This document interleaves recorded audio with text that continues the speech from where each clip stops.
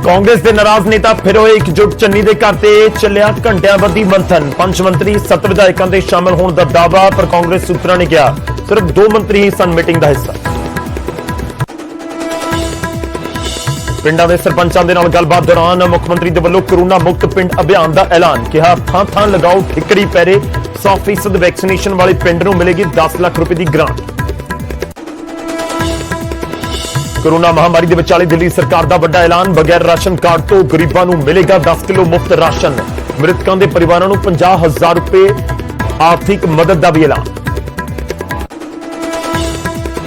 निजी अस्पतालों की लुट को रोकने दे लई सेहत मंत्री ने जारी किया हेल्पलाइन नंबर। लोगों को शिकायत करने की अपील। अस्पतालों को बाज आने की चेतावनी।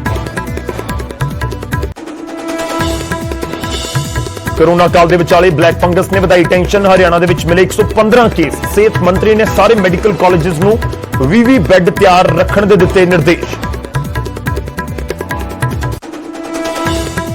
किसानों के लाठी चार्ज के विरोध में पिंड वालियां दा फरमान। हिसार के पिंड मसूदपुर किया लॉकडाउन का बाइकआउट। पिंड के डॉक्टर ते पुलिस की एंट्री ते रोक। सरकारी सेवावां के बाइकआउट का भी फैसला।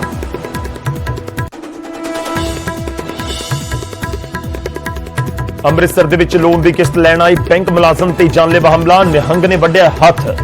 मौके तो फरार होया मुलजम।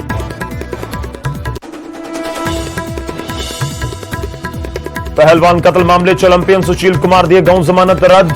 अगाऊ जमानत की अर्जी हुई रद्द। रोहिणी कोर्ट ने रद्द की अर्जी। सुशील कुमार से 1 लाख रुपए का है इनाम।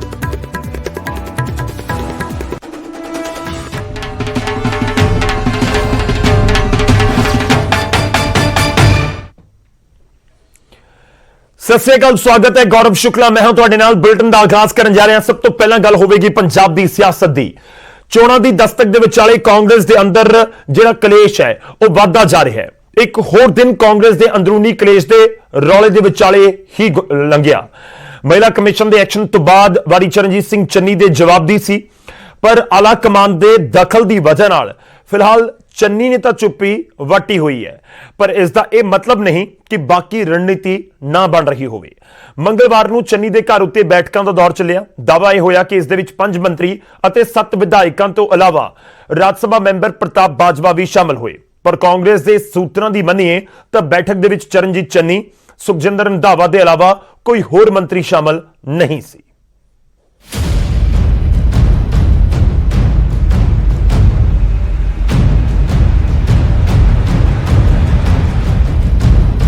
कांग्रेस के अंदर बेअदबियां की अधूरी तफ्तीश तो शुरू हुई तकरार दे विच हर रोज नवे पन्ने जुड़ रहे हैं।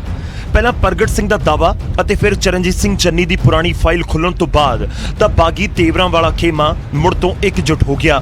मंगलवार को चंडीगढ़ दे विच ही चन्नी के घर के उत्ते तमाम वो आगू जुटे जो अपनी सरकार तो खफा चल रहे हैं। दावा यह कि इस बैठक दे विच 5 मंत्री और 7 विधायक शामिल हुए ने। भाई जी आज मीटिंग च कौन कौन सी, किन्ने मंत्री सी, कौन कौन सी आज दा थोड़ा क्लियर कर दो। 5 मंत्री ने 7 एमएलए ने। केड़े-केड़े सी ये नहीं मैं दस सकदा। चन्नी के घर के उत्ते बैठक अजिहे समय विच हुई जदों आला कमान भी एक्शन दे विच है अते पार्टी इंचार्ज हरीश रावत ने नाराज आगुआं दे नाल बकायदा गलबात भी की है। इस गलबात का असर यह रहा कि चन्नी खुद तो मीडिया के सामने नहीं आए, पर बाकी साथियों ने मन की गल जरूर कह दी। रावत साहब ने तो यही गल कही है कि असीं बड़े फिक्रमंद हाँ। असीं कहा जी तुसीं फिक्रमंद जरूर हो तो बट पंजाब दे विच आके संज्ञान लो।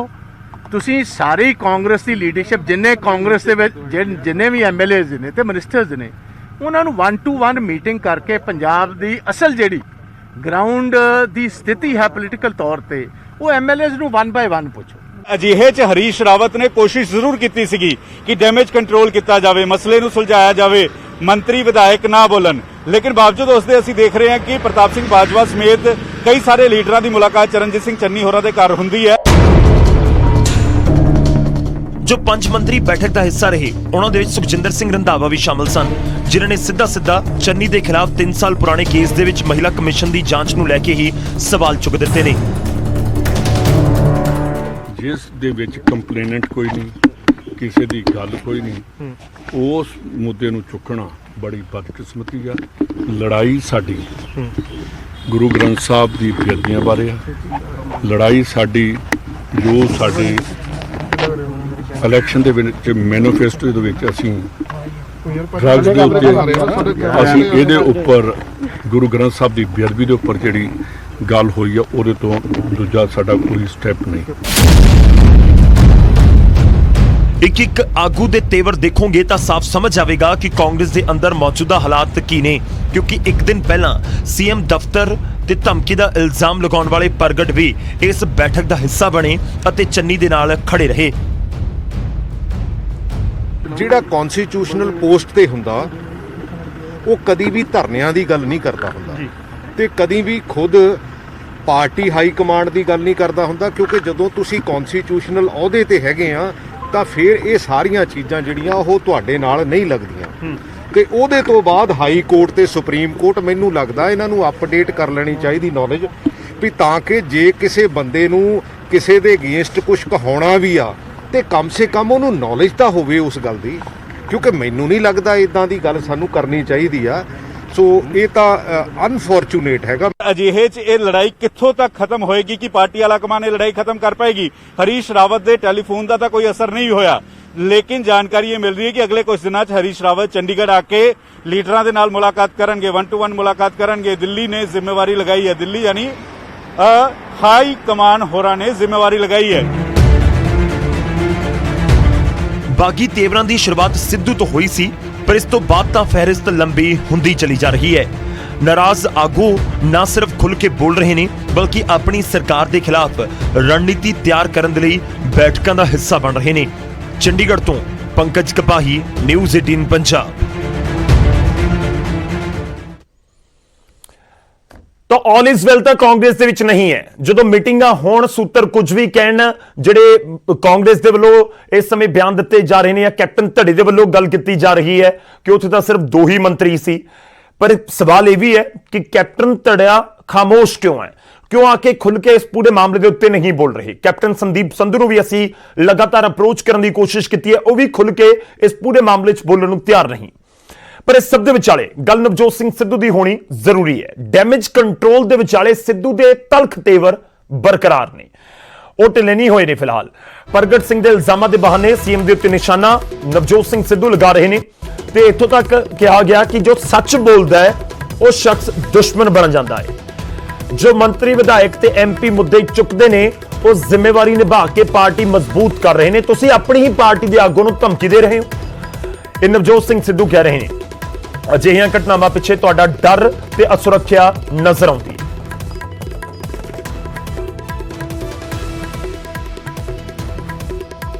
ਤਾਂ ਨਵਜੋਤ ਸਿੰਘ ਸਿੱਧੂ ਦੇ ਟਵੀਟ ਤੋਂ ਇੱਕ ਤੋਂ ਬਾਅਦ ਇੱਕ ਟਵੀਟ ਤੇ ਹਮਲੇ ਲਗਾਤਾਰ ਜਾਰੀ ਨੇ। ਇਹ ਟਵੀਟ ਉਹਨਾਂ ਨੇ ਕੀ ਕੁਝ ਲਿਖਿਆ ਉਸ ਦੇ ਵਿੱਚ ਉਹ ਵੀ ਤੁਹਾਨੂੰ ਦਿਖਾਣੇ ਆ। ਉਹਨਾਂ ਦਾ ਟਵੀਟ ਐਜ਼ ਇਟ ਇਜ਼, ਬਿਲਕੁਲ ਉਹੀ ਟੈਕਸਟ ਜੋ ਉਹਨਾਂ ਨੇ ਲਿਖਿਆ।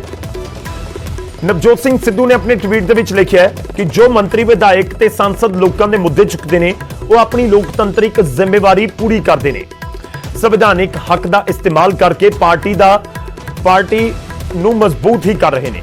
ਪਰ ਜੋ ਵੀ ਸੱਚ ਬੋਲਦਾ ਉਹ ਤੁਹਾਡਾ ਦੁਸ਼ਮਣ ਬਣ ਜਾਂਦਾ ਹੈ। ਇਸ ਲਈ ਤੁਸੀਂ ਆਪਣੇ ਹੀ ਪਾਰਟੀ ਦੇ ਆਗੂਆਂ ਨੂੰ ਧਮਕਾ ਰਹੇ ਹੋ, ਜੋ ਤੁਹਾਡੇ ਡਰ ਅਤੇ ਸੁਰੱਖਿਆ ਨੂੰ ਸਾਫ਼ ਉਜਾਗਰ ਕਰਦਾ ਹੈ।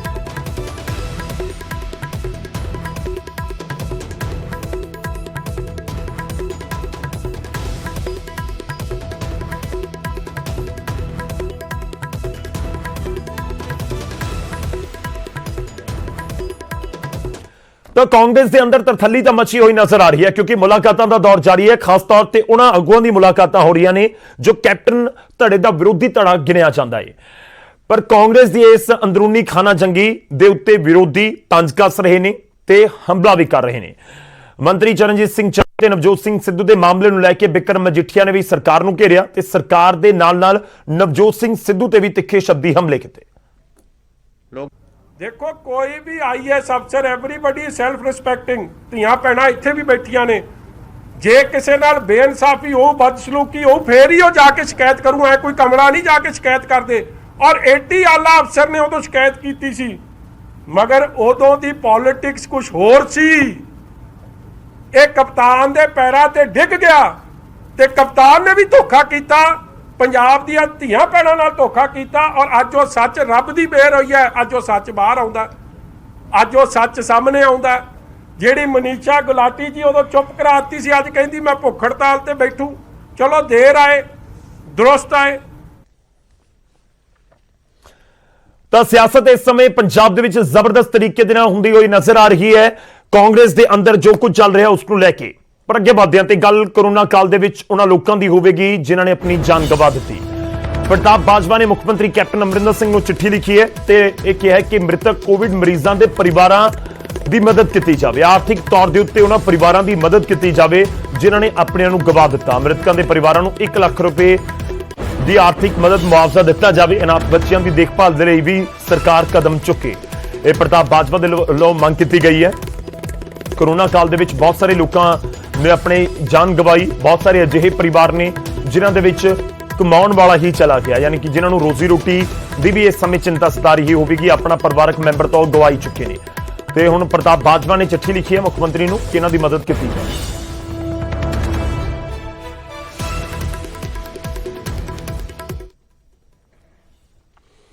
ਉਧਰ ਕੋਵਿਡ ਜੰਗ ਦੇ ਵਿਚਾਲੇ ਦਿੱਲੀ ਸਰਕਾਰ ਦੇ ਵੱਲੋਂ ਵੱਡੇ ਐਲਾਨ ਕੀਤੇ ਗਏ ਨੇ। ਜੋ ਆਰਥਿਕ ਮਦਦ ਦਾ ਜ਼ਿਕਰ ਪ੍ਰਤਾਪ ਬਾਜਵਾ ਕਰ ਰਹੇ ਨੇ ਕਿ ਕੀਤੀ ਜਾਣੀ ਚਾਹੀਦੀ ਹੈ ਪੰਜਾਬ ਦੇ ਵਿੱਚ ਮ੍ਰਿਤਕਾਂ ਦੇ ਪਰਿਵਾਰਾਂ ਦੇ ਲਈ, ਉਸ ਤਰ੍ਹਾਂ ਦੀ ਆਰਥਿਕ ਮਦਦ ਦਿੱਲੀ ਸਰਕਾਰ ਦੇ ਵੱਲੋਂ ਐਲਾਨੀ ਗਈ ਹੈ। ਕੋਵਿਡ ਜੰਗ ਦੇ ਵਿਚਾਲੇ ਦਿੱਲੀ ਸਰਕਾਰ ਨੇ ਵੱਡਾ ਐਲਾਨ ਕੀਤਾ ਹੈ। ਮੁੱਖ ਮੰਤਰੀ ਅਰਵਿੰਦ ਕੇਜਰੀਵਾਲ ਨੇ 4 ਵੱਡੇ ਐਲਾਨ ਕੀਤੇ ਨੇ। ਪਹਿਲਾ, ਬਗੈਰ ਰਾਸ਼ਨ ਕਾਰਡ ਦੇ ਗਰੀਬਾਂ ਨੂੰ 10 ਕਿਲੋ ਮੁਫਤ ਰਾਸ਼ਨ ਮਿਲੇਗਾ। ਜਿਨ੍ਹਾਂ ਦੇ ਕੋਲ ਕਾਰਡ ਵੀ ਨਹੀਂ ਹੈਗਾ ਉਹਨਾਂ ਨੂੰ ਵੀ ਜਾ ਕੇ ਰਾਸ਼ਨ ਮਿਲੇਗਾ, ਯਾਨੀ ਕਿ ਤਕਰੀਬਨ ਹਰ ਸ਼ਖਸ ਲੈ ਸਕਦਾ ਹੈ। ਦੂਜਾ, ਮ੍ਰਿਤਕ ਕੋਵਿਡ ਮਰੀਜ਼ਾਂ ਦੇ ਪਰਿਵਾਰਾਂ ਨੂੰ 50,000 ਰੁਪਏ ਮੁਆਵਜ਼ਾ ਆਰਥਿਕ ਮਦਦ ਦੇਣ ਦਾ ਐਲਾਨ ਕੀਤਾ ਗਿਆ ਹੈ। ਇਹ 2 ਐਲਾਨ ਹੋ ਗਏ। ਤੀਜਾ ਐਲਾਨ, ਕਮਾਉਣ ਵਾਲੇ ਮੈਂਬਰ ਦੀ ਮੌਤ ਦੇ ਉੱਤੇ ਪਰਿਵਾਰ ਨੂੰ 2500 ਰੁਪਏ ਦੀ ਪੈਨਸ਼ਨ ਲੱਗੇਗੀ। ਯਾਨੀ ਕਿ ਜਿਸ ਪਰਿਵਾਰ ਦੇ ਵਿੱਚ ਕੋਈ ਕਮਾਉਣ ਵਾਲਾ ਹੀ ਨਹੀਂ ਰਿਹਾ ਤਾਂ ਉਹ ਪਰਿਵਾਰ ਦੇ ਵਿੱਚ 2500 ਰੁਪਏ ਪੈਨਸ਼ਨ ਦਿੱਲੀ ਸਰਕਾਰ ਉਹਨਾਂ ਨੂੰ ਹਰ ਮਹੀਨੇ ਦੇਵੇਗੀ। ਤੇ ਚੌਥਾ, ਅਨਾਥ ਬੱਚਿਆਂ ਨੂੰ 25 ਸਾਲ ਦੀ ਉਮਰ ਤੱਕ 2500 ਰੁਪਏ ਹਰ ਮਹੀਨੇ ਤੇ ਉਹਨਾਂ ਦੀ ਸਿੱਖਿਆ ਮੁਫਤ ਹੋਵੇਗੀ। ਤੇ 4 ਵੱਡੇ ਐਲਾਨ ਨੇ ਕੋਰੋਨਾ ਦੇ ਇਸ ਕਾਲ ਦੇ ਵਿੱਚ ਦਿੱਲੀ ਸਰਕਾਰ ਦੇ ਵੱਲੋਂ ਜੋ ਫੈਸਲੇ ਲਏ ਗਏ ਨੇ। ਮੈਂ ਇੱਕ ਵਾਰੀ ਫੇਰ ਤੁਹਾਨੂੰ ਦੱਸ ਦਵਾਂ ਕੀ ਐਲਾਨ ਨੇ। ਪਹਿਲਾ, ਕਿ ਕੋਵਿਡ ਮਰੀਜ਼ਾਂ ਦੇ ਪਰਿਵਾਰਾਂ ਦੇ ਲਈ, ਜਿਹੜੇ ਮ੍ਰਿਤਕ ਨੇ ਜਿਨ੍ਹਾਂ ਦੀ ਜਾਨ ਚਲੀ ਗਈ, ਉਹਨਾਂ ਦੇ ਪਰਿਵਾਰਾਂ ਦੇ ਲਈ 50,000 ਰੁਪਏ ਦੀ ਆਰਥਿਕ ਮਦਦ। ਤੇ ਜਿਨ੍ਹਾਂ ਦੇ ਕਮਾਉਣ ਵਾਲੇ ਚਲੇ ਗਏ, ਘਰ ਦੇ ਵਿੱਚ ਕੋਈ ਕਮਾਉਣ ਵਾਲਾ ਨਹੀਂ, 2500 ਰੁਪਏ ਉਹਨਾਂ ਨੂੰ ਹਰ ਮਹੀਨੇ ਆਰਥਿਕ ਮਦਦ ਦੇ ਤੌਰ ਦੇ ਉੱਤੇ। ਇਸ ਦੇ ਨਾਲ ਹੀ ਜਿਹੜੇ ਬੱਚਿਆਂ ਦੇ ਮਾਪੇ ਚਲੇ ਗਏ, ਜਿਹੜੇ ਬੱਚੇ ਅਨਾਥ ਹੋ ਗਏ ਨੇ, ਬਹੁਤ ਸਾਰੇ ਅਜਿਹੇ ਮਾਮਲੇ ਅਸੀਂ ਪਿਛਲੇ ਕੁਝ ਦਿਨਾਂ ਦੇ ਵਿੱਚ ਸੁਣੇ ਨੇ ਜਿੱਥੇ ਮਾਤਾ ਪਿਤਾ ਦੋਵਾਂ ਦੀ ਮੌਤ ਹੋ ਗਈ, ਡੈਥ ਹੋ ਗਈ, ਤਾਂ ਉਹ ਬੱਚਿਆਂ ਦੀ ਪੜ੍ਹਾਈ ਮੁਫਤ ਹੋਏਗੀ। ਤੇ ਨਾਲ ਹੀ ਸਰਕਾਰ ਨੇ ਐਲਾਨ ਕੀਤਾ ਕਿ ਉਹਨਾਂ ਨੂੰ 2500 ਰੁਪਇਆ ਮਹੀਨਾ ਮਿਲੇਗਾ 25 ਸਾਲ ਦੀ ਉਮਰ ਤੱਕ, ਜਦੋਂ ਤੱਕ ਉਹ ਆਪਣੀ ਸਟੱਡੀ ਕੰਪਲੀਟ ਕਰਕੇ ਆਪਣੇ ਪੈਰਾਂ ਦੇ ਉੱਤੇ ਖੜੇ ਨਹੀਂ ਹੋ ਜਾਂਦੇ। ਇਸ ਦੇ ਨਾਲ ਹੀ 10 ਕਿਲੋ ਰਾਸ਼ਨ ਵੀ ਮਿਲੇਗਾ। ਜਿਨ੍ਹਾਂ ਕੋਲ ਕਾਰਡ ਨਹੀਂ ਵੀ ਹੈਗੇ ਉਹਨਾਂ ਨੂੰ ਵੀ ਇਹ ਰਾਸ਼ਨ ਦੇਣ ਦਾ ਐਲਾਨ ਕੀਤਾ ਗਿਆ ਹੈ।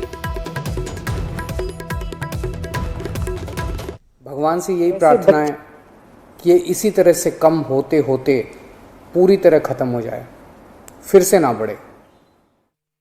कोरोना से मौत हुई या ऐसे भी परिवार हो सकते हैं जिसमें एक माँ बाप में से एक पहले से ही उसकी मौत हो चुकी थी और जो दूसरे थे उनकी अब कोरोना से मौत हो गई। मतलब दोनों में से एक की कम से कम कोरोना से मौत हुई और बच्चे अब अनाथ हो गए हैं। ऐसे में हर बच्चे को 2,500 रुपए महीना दिया जाएगा 25 साल की उम्र तक और उन बच्चों की शिक्षा फ्री की जाएगी, उन बच्चों को मुफ्त शिक्षा दिलवाई जाएगी। ऐसे बच्चे जिनके दोनों माँ बाप की मौत हो गई, उन दोनों माँ बाप की चाहे कोरोना से मौत हुई या ऐसे भी परिवार हो सकते हैं जिसमें एक माँ बाप में से एक पहले से ही उसकी मौत हो चुकी थी और जो दूसरे थे उनकी अब कोरोना से मौत हो गई। मतलब दोनों में से एक की कम से कम कोरोना से मौत हुई और बच्चे अब अनाथ हो गए हैं। ऐसे में हर बच्चे को 2,500 रुपए महीना दिया जाएगा 25 साल की उम्र तक और उन बच्चों की शिक्षा फ्री की जाएगी, उन बच्चों को मुफ्त शिक्षा दिलवाई जाएगी। ਤਾਂ ਦਿੱਲੀ ਦੀ ਸਰਕਾਰ ਦੇ ਵੱਲੋਂ ਤਾਂ ਐਲਾਨ ਕਰ ਦਿੱਤਾ ਗਿਆ ਕਿ ਮ੍ਰਿਤਕਾਂ ਦੇ ਪਰਿਵਾਰਾਂ ਨੂੰ 50,000 ਰੁਪਏ ਆਰਥਿਕ ਮਦਦ। ਪਰ ਦੂਜੇ ਪਾਸੇ ਪ੍ਰਤਾਪ ਬਾਜਵਾ ਪੰਜਾਬ ਦੇ ਵਿੱਚ ਵੀ ਇਸ ਤਰੀਕੇ ਨਾਲ ਮ੍ਰਿਤਕਾਂ ਦੇ ਪਰਿਵਾਰਾਂ ਦੇ ਲਈ ਆਰਥਿਕ ਮਦਦ ਦੀ ਮੰਗ ਕਰ ਰਹੇ ਨੇ ਜਿਨ੍ਹਾਂ ਨੇ ਕੋਰੋਨਾ ਕਾਲ ਦੇ ਵਿੱਚ ਆਪਣੀ ਜਾਨ ਗਵਾਈ ਹੈ। ਕਿ ਪੰਜਾਬ ਸਰਕਾਰ ਵੀ ਇਸ ਤਰ੍ਹਾਂ ਦਾ ਕੋਈ ਐਲਾਨ ਕਰੇਗੀ, ਆਉਣ ਵਾਲੇ ਸਮੇਂ ਦੇ ਵਿੱਚ ਸਾਫ਼ ਹੋਵੇਗਾ। ਇੱਕ ਛੋਟੇ ਜਿਹੇ ਬ੍ਰੇਕ ਲਈ ਰੁਕ ਰਹੇ ਹਾਂ, ਵਾਪਸ ਆਵਾਂਗੇ ਕੁਝ ਹੋਰ ਖਬਰਾਂ ਦੇ ਨਾਲ।